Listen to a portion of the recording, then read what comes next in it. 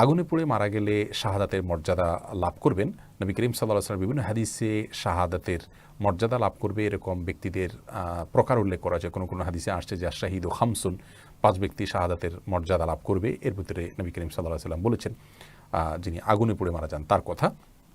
তেমনিভাবে পানিতে ডুবে মারা যান, কোনো কিছু নিচে চাপা পড়ে মারা যান, এই ব্যক্তিকে নবী করিম সাল্লাল্লাহু আলাইহি ওয়াসাল্লাম শহীদের মর্যাদা পাবেন বলে বলেছেন। পেটের পীড়া মারা গেছেন তাদের জন্য বলেছেন।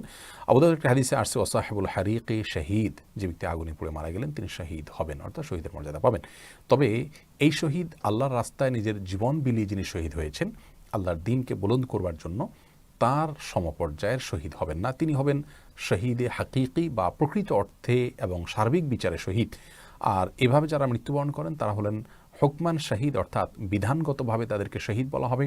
তারা শহীদের সওয়াবটা লাভ করবেন, কিন্তু পৃথিবীতে একজন সাধারণ মানুষের মতো তাদেরকে গোসল দিবে, দাফন করতে হবে।